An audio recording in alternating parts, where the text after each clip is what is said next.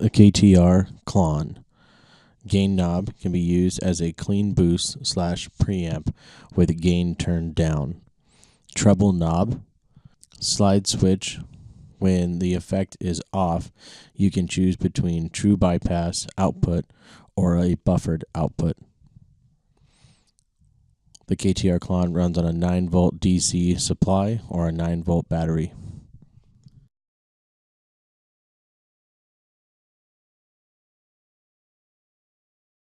The Mojo hand sacred cow. Volume knob that can be used as a clean boost / preamp with gain turned down. Gain knob. Two-way tone toggle. To the left is the lean setting, which is standard. To the right is the fatty setting, which is basically a bass boost. The pedal is true bypass and takes a 9-volt DC supply or 9-volt battery. Hi, my name is Christopher Akitas. I've been playing for roughly 15 years. I mostly play a lot of hard metal, like thrash metal, and psychedelic blues rock stuff.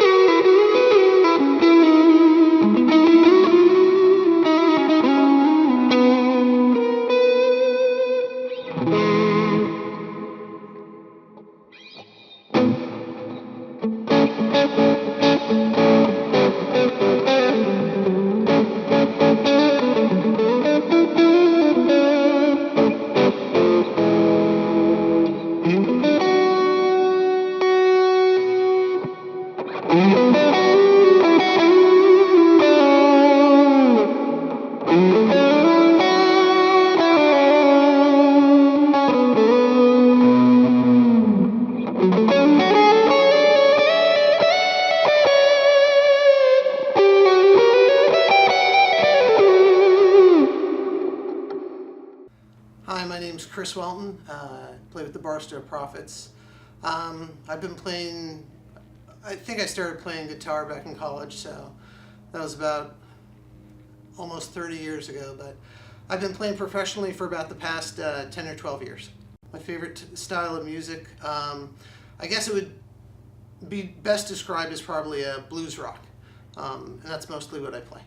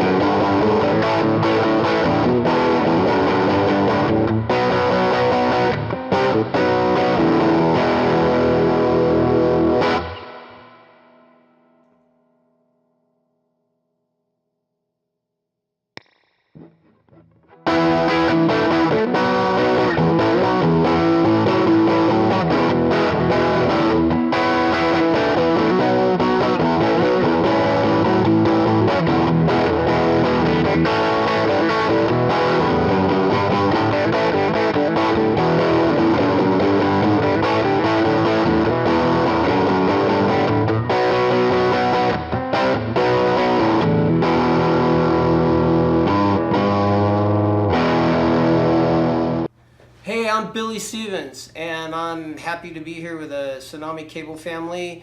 I've been playing guitar for, I don't know, 30 some years, and my favorite style of music is rock. Everything from classic to indie to emo.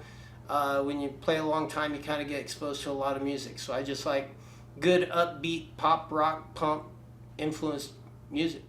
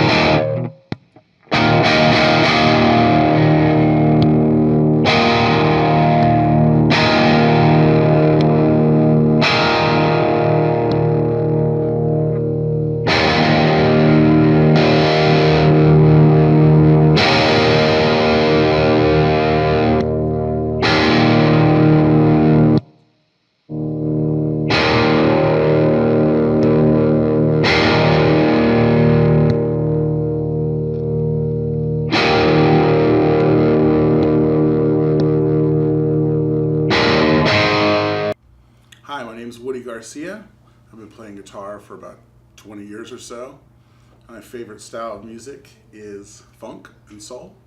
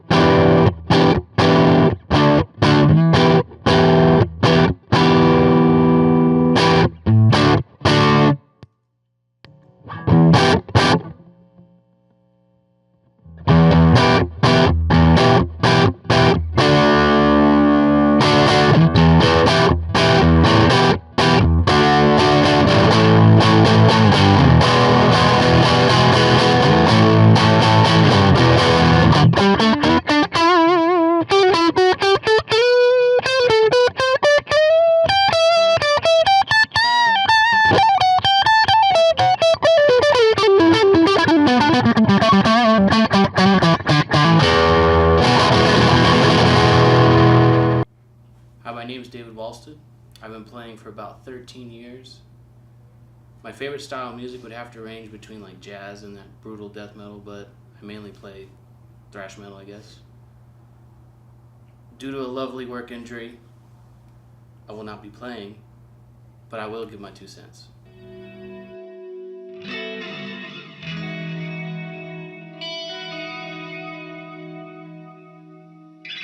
Alright, so we did the KTR Klon and the Sacred Cow. Something else. The Sacred Cow as kind of a shootout. What was it? Mojo hand effects? I think so. Mojo hand effects. I will double check that, but I'm pretty sure that's exactly who it was. Yes, Mojo hand effects. Okay. So Mojo hand effects. We'll go over price at the end, but so who wants to go first? We kind of did a little shootout between them. So who wants to go? Billy, you started. Yeah, so Okay. I'd be happy to go first. Go for it. First off, I kind of want to open it up with my actual tone that I get from my amp is very, very basic, but I like it, and it's one of those ones that you really have to open it up to get the tubes to scream before you really get coming out of it what I'm looking for. And I've always, because my amp's like a 53 kind of custom Frankenstein together jobby, I've always been looking for a pedal. There's no switching, no nothing, to where I could just get more volume for a lead boost, but not really affecting my tone. And so when my good friend Woody mentioned what the heck these things do, I about peed myself, because I was like, all this time I was buying pretty much every $19 pedal Guitar Center put out, and that didn't work. There might be a reason. I'm blown away that Yeah, that didn't work. Right? Really surprised. The $19 Yeah. and GC. Yeah. Sound guys all over America and Europe going, what the hell are you doing plugging this into that? But anyway, then for a long time I had a Digitech endorsement, and I was one of their X-Men pedal guys. The Klon blew me away. It was basically what I've been looking for my whole life. Amazing. You know, I know there's a couple different pedals out there that just do like a volume boost. I mean, and I've tried to hack it, you know, oh, if you just get an EQ pedal and push these frequencies, if you just get this type of compressor or whatever. This thing was cool because not only did it give me the volume without affecting too many things, it gave me the option for some gain and an option, they call it treble, but for me, it just sounded like attack or bite. Gotcha. And yeah, I was like, I clicked the button, I was like, ooh. Before we even started, when I saw your reaction, I'm like, this is going to be interesting. Yeah, and I ended up having to back it down to get it to a comparable level without the gain, and then the extra gain feature. It was a good gain. It was an overdrive. It didn't sound synthetic or plastic. It wasn't tube, but it was an overdrive without making it fuzzy. And, you know, and I don't know how many of us lived through, you know, all the metal zone pedals. But fuzz was a thing that for a long time, you know, really it didn't, I'm gonna do that instead. So it was one of those things that did not translate properly. This Klon pedal translated 100%. And being that this was the one that I was really interested in, that led me into A-Bing it with the Sacred Cow. And it did not leave me with my Mojo in my hand. Nice. Okay. Like how I did that? I like the Sacred Cow. The feature on it that I really found interesting is there's a switch on it for, what is it, light and heavy? Fatty and lean, that's what it is. And I did like that. I didn't get the same response I got out of the Klon as far as the way the game opened up.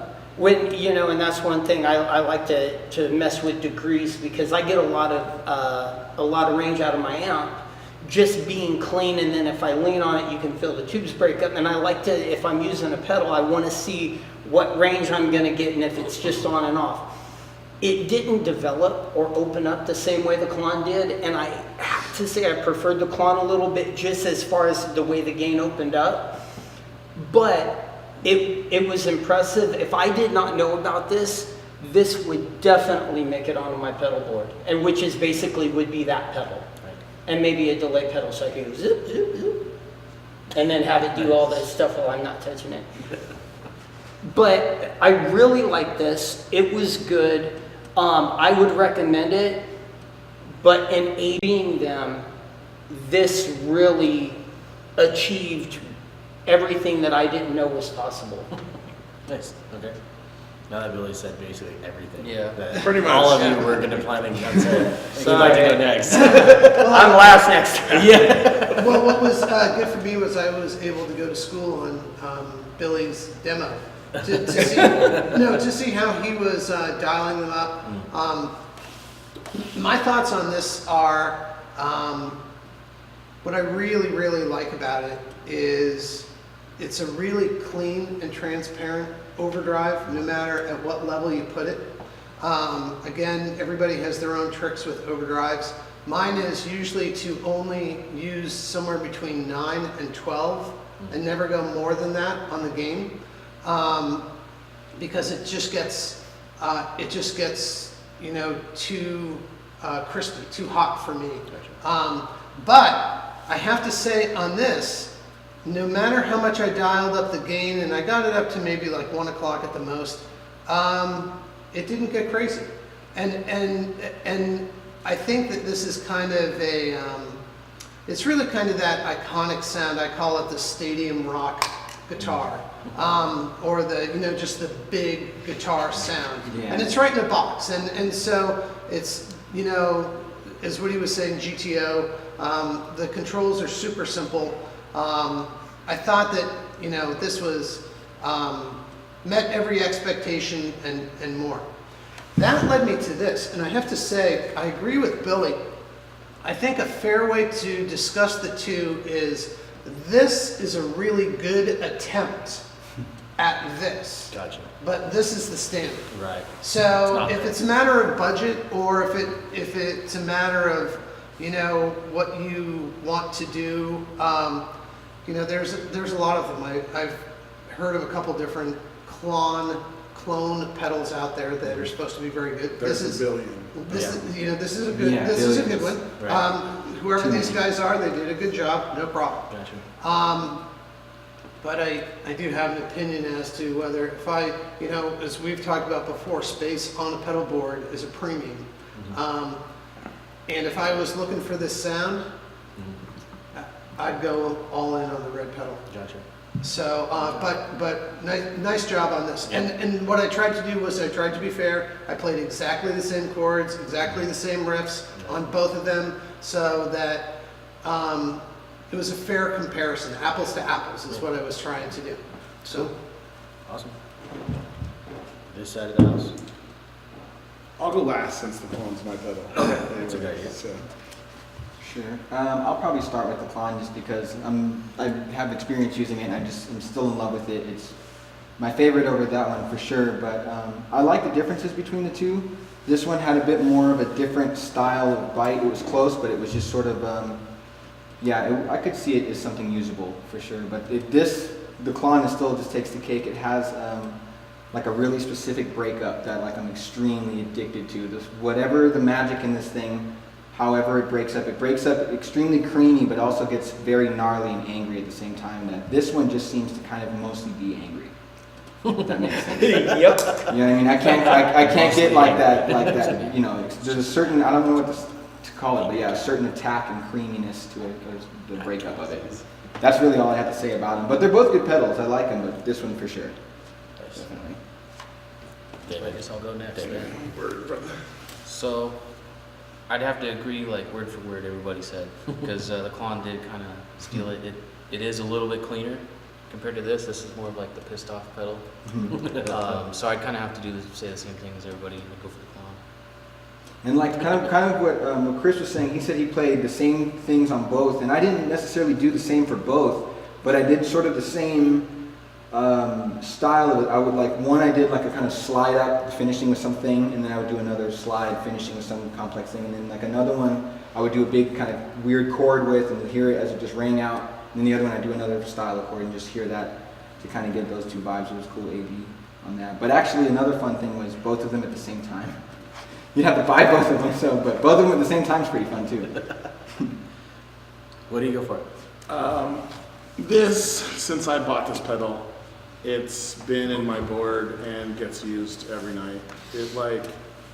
I've had the same rig now for probably the last 3 years, but I've only owned this pedal for about a little bit, maybe like a year and a half or something. Once this got added to my rig, I finally felt like I had found like my holy grail tone. You know, I had already found like my holy grail amp, you know, my Friedman small box, but I'm a single coil guy, and I play bright guitars, usually with maple caps, and so everything's just real bright. And then I have, my amp is a real bright amp too. So what I end up using this for in my setup is for when I need the most overdrive, like my gainiest sound, but I roll the treble back a little bit. So it kind of like differentiates between my crunch tone and like my really, really like heavy tone.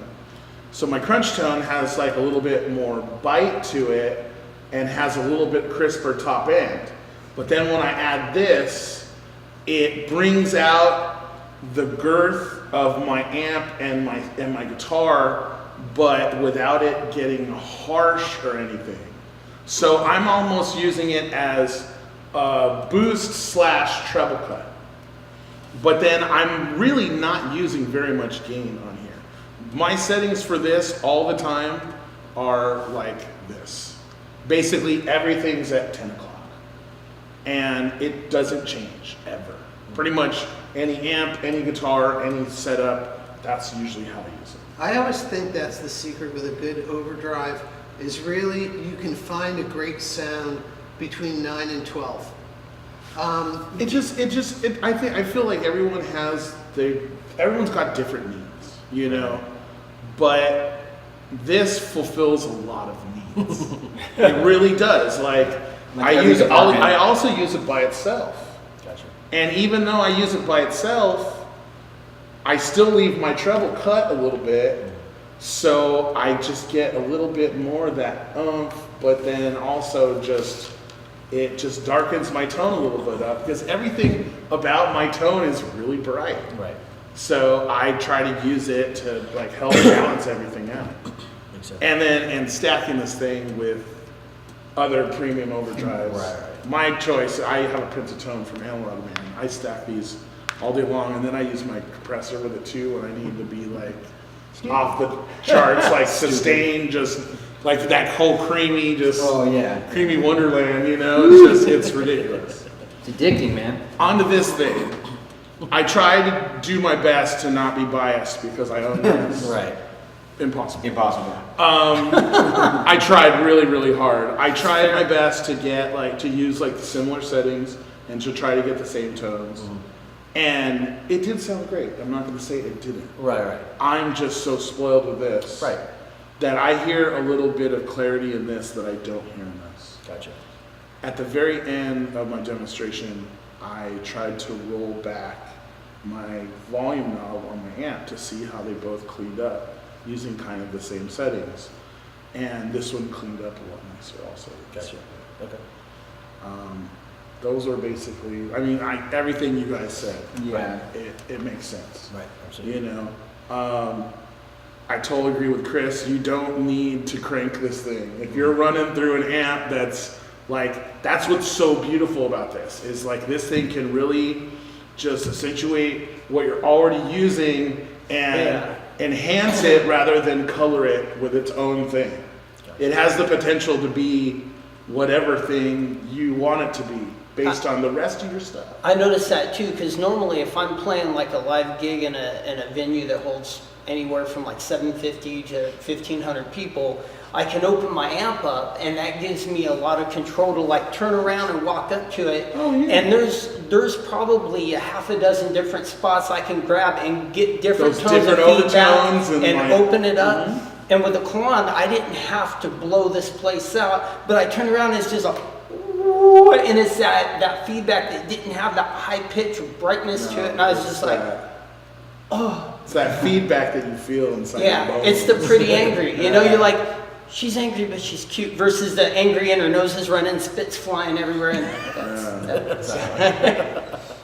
Okay, so my thing is that this was, and I'm curious what you guys think about. So this guy retails for 270, right? differences. I think it's like 269. Right, and size. then this is for right around 179, somewhere around there. So there's about $100 difference between this. There is another issue I- around that though. Okay. Is the You're gonna say while what Klon is still making these, Right. they put out small batches at a time. Right, like and 100, as, right? and as soon as they're out, They're gone. like I literally, the retailer I bought it through, I believe was Humbucker Music. They're like one of the few Gotcha. actual Klon dealers. And I get the email from them as soon as they come in stock, because I've actually been needing to buy another one to have a backup. To have a backup. Yes. Yeah. Because if this breaks, I'm fucked. So, Right. yeah. But yeah, no. So that's what I was gonna say. Is so Literally, there's like within 100 of an them maybe hour, at a they're time. gone. Yeah, exactly. Like I literally, the last time I got the email, I checked it like 35 minutes. They still had them 45 minutes. Wow. And I was like, I wasted 10 minutes. I should have just ordered it. Right. So now I'm waiting for another batch. Yeah, for another batch room. And that was something I was going to say, is because yes, there's $100 difference, and obviously it's not, this is not the Klon, but with, like you were saying, being able to get it, there is a $100 difference. Plus, just availability wise, does that make any change on buying one or the other in your guys' minds? Like as far as, yes, there's obviously, tone, this wins for sure. It definitely could, because if as like a traveling touring musician, Right. I can't tell you how many times that you're like in fucking Minneapolis and your 72 JMP goes down and you're like, What do I do? what do I do? Right. Being able to go into a GC, and I don't know, because I don't know this brand, if they're boutique or not. I don't know how hard they are to get, if it's Right. something where you have to order from them, or I can walk into a Sam Ash, I Right. can walk into a GC and pick one up.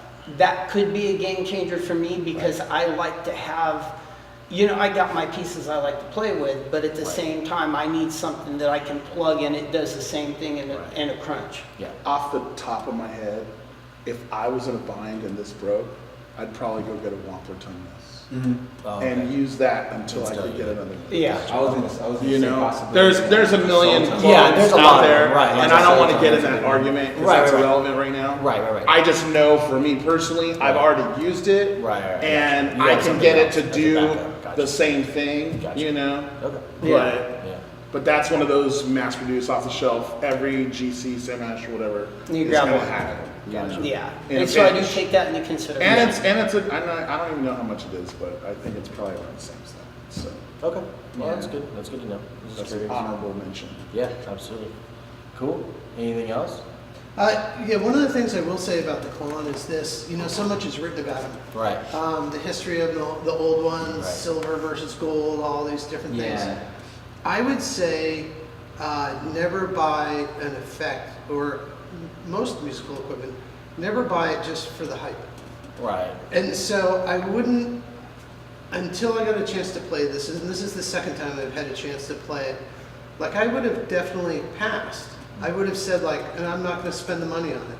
Right. But every once in a while a piece of equipment comes around and it's worth the money. Right, right. Because let's think about it. How much do we play? How much do we practice? How important is our tone and our sound to us? It's very important. Right. You know, some of us have pedal boards that have 10 pedals on them. Some of us have pedal boards that have 4. Right. So what you find that 60. right? Some of us have a problem. But when you find something that works for you, Yeah. you know, go with that. Oh, I would say go with that, and you'll be able to find one. Maybe not in a week, maybe not in the next 90 days. Right. But it's definitely. I have to say, it changed my mind. I would spend the money on it because of what it sounds like, not because of the name. Right. Whereas with this, it's something that if I don't know, maybe if I found it on sale or if someone, we all trade gear sometimes. Yeah, I mean, I thought that this was a good pedal. Right. I just thought that, It's just not quite this. the matchup wasn't really I don't know. Right. For me, with more time, maybe. Yeah. It's a short demonstration. Right. I've had plenty of time to mess with this. Right, yeah. And know, maybe just where it can get closer, but Right. the knobs need to be in a different spot or something than this. Right. The threshold of each control or whatever is different. Gotcha. And so I think I don't want to discount that thing. No, yeah, absolutely. Because it did sound good. I Right, got a very, right, very right, similar right. tone. That's what I. Well, and this is a tall order. I mean, you're talking, in Yeah. this category, probably the best, if not one of, if Yeah. not top 5 pedals that are And out there's in a this reason category. there's a lot of hype. Right, It's right, not yeah, just this weird It's been around for so long. too. thing, Yeah, And absolutely. I've never gotten to play a silver or an original Centaur. I've only played the KTR. If anyone has and one, I bought the please. KTR without ever even playing it. I just ordered it. Gotcha. I found out about this thing and I was like, "What? They're still making them?" You just knew. And I'm like, and then I watched Bill Finnegan's actual shootout Gotcha. between the KTR, a silver, and a gold, and they all sounded pretty damn close. And I was just like, "Well, fuck it, let me just order it and I'll try it." Yeah. And then when I got it, at first I was like, I don't know about this. but that was for maybe the first 5 minutes. And then as soon as I got it in the sweet spot with my amp gain with it and started stacking some gains, and I was just like, whoa. So what about reliability? How many gigs do you have, or how many That's a good question too. Yeah. How's it help? Because it's in I great shape. stomp on it a lot. I mean, I use it every gig with the full band. It's not on my small board. Right. Unfortunately, I don't have space for it. But Yeah, I mean, it looks great for how much I it's been use used. it. I'm literally, I don't use a pedal switch or anything, so I'm stomping on that actual switch all night, and I'm mostly with the band every weekend. So you're talking 100 shows a year, roughly, Okay. almost. It's Yeah, it still looks great. it's been very reliable. I haven't had a single issue with it, and I'm just like, knock on wood, man. Yeah. It's probably, I need to get another one just in case. But it would be nice to have one for my small board too. But I only have so much space in my small board. Yeah. that I can't do Cool. Anything else, guys? Epic pedal. Awesome. That's the shootout. it. Really, Boom. by the way. Ride the wave. By the way.